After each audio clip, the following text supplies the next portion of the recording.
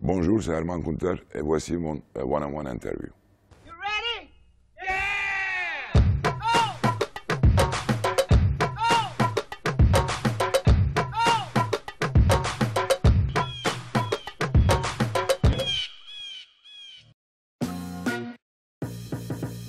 C'est l'un des visages les plus connus des bandes Pro A, l'un des coachs les plus réputés du championnat français.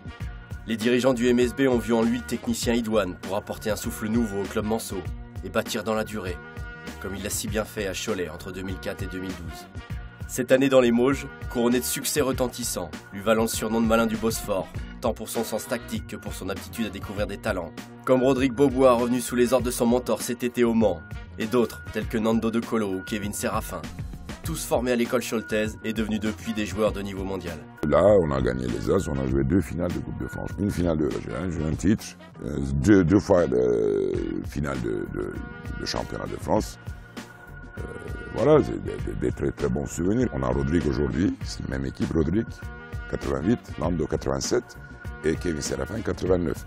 Dans une équipe, même aux États-Unis c'est rare, mais pour l'Europe c'est très rare parce que c'est 3 joueurs en même temps qui étaient draftés, les 2 premiers tours et l'autre deuxième tour, et puis voilà leur carrière. Après, première fois quand je suis arrivé, c'était Mike Géraval, et le dernier joueur, c'était Rudy Gobert.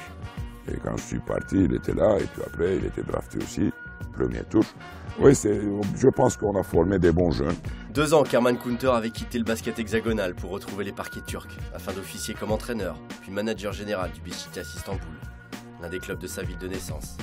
L'envie de retrouver le terrain et l'attractivité du projet Manceau n'ont pas tardé à décider l'été dernier le Stambouliote de faire son comeback en France, sa seconde patrie. Un choix professionnel et sportif, mais aussi de vie, tant ses attaches françaises dépassent largement le cadre du basket. Déjà, moi, j'ai fait toutes mes études dans un lycée francophone, franco-turc. Et puis, bon, ma femme, elle est née en France, à Poitiers. On est rencontré à Istanbul, mais elle est née en France.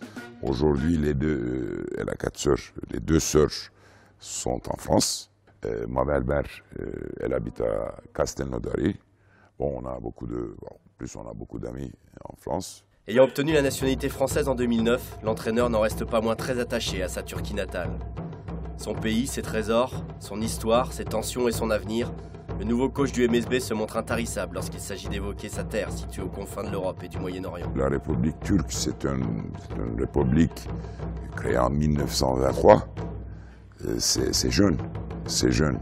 Quand une république est aussi jeune comme la Turquie, il y aura des problèmes. Je pense que le pays est en train de passer à un autre cap en disant économiquement ça va beaucoup mieux. La situation géographique de Turquie, c'est pas facile, hein. On est à côté des pays comme Syrie, comme Irak, Iran, bon, c'est toujours chaud.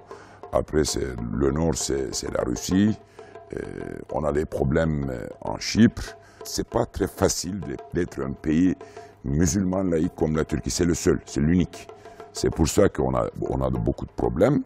Mais bon, voilà, avec un petit mot, c'est un pays musulman laïque qui est en train de progresser avec une très jeune population et une population très dynamique. Avant de devenir un entraîneur émérite, aujourd'hui âgé de 58 ans, Herman Kunter a été un joueur exemplaire. Une carrière longue de 15 ans, menée exclusivement en Turquie, surtout à Beşiktaş. Et un talent qui lui a permis de porter à 215 reprises le maillot de l'équipe nationale turque. Record à battre. J'ai joué entre 1976 jusqu'à 91, 15 ans. C'est moi qui, moyenne par match avec l'équipe nationale, c'est 14 points ou quelque chose comme ça. Je ne me souviens pas, mais c'était l'un des records. Mais des quelques records détenus par l'ancien international turc, il en est un qui ne pourra vraisemblablement jamais être égalé. Touché par la grâce, un jour de 1987 avec Fenerbahçe, Herman Kunter inscrivit 153 points. Une prouesse impensable en un seul match et jamais imitée sur la planète basket. C'était à Izmir. C'était vraiment quelque chose d'exceptionnel. Le début de match déjà a montré qu'il y aura quelque chose parce que j'ai commencé la première minute du match, j'ai déjà marqué 13 points. Et puis après, bon, Il y a des jours comme ça, mais c'était un jour vraiment exceptionnel. Tous les tirs que j'ai pris, c'était dedans. C'est changé, c'est pas la même basket. Hein. On jouait, c'était très naïf. Hein. Le basket qu'on jouait, c'était trop gentil. Là, ici, avec le contact physique, je ne pense pas que ce sera très facile avec la défense et avec l'évaluation du basket d'aujourd'hui. Sentant depuis longtemps en lui cette fibre d'entraîneur, le Turc effectue rapidement la bascule dès la fin de sa carrière de joueur. Une reconversion quasi naturelle et accélérée qui le propulsera très vite aux commandes de la sélection turque de 1998 à 1999.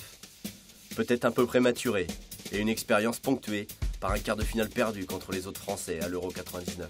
J'ai eu des très bonnes relations avec mes coachs et puis tout le temps on partageait, on discutait pourquoi. Ça c'est déjà dans ma tête peut-être comme ça.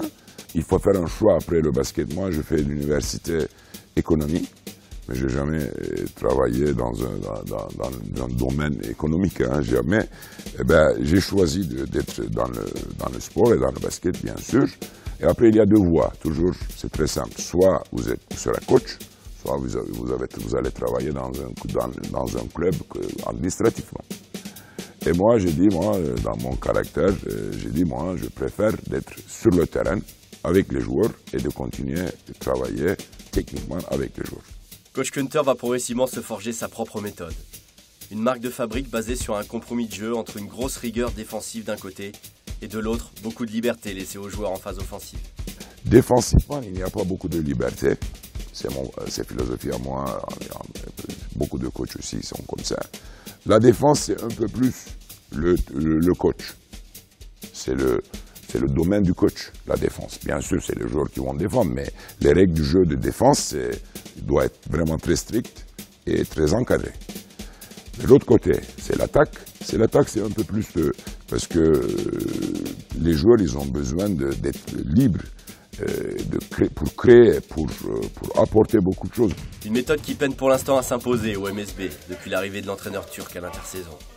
Un début de saison plutôt laborieux, perturbé par des blessures en cascade, même si le technicien reconnaît aussi certains ratés dans le recrutement. Tout le monde a besoin un peu de temps pour s'adapter.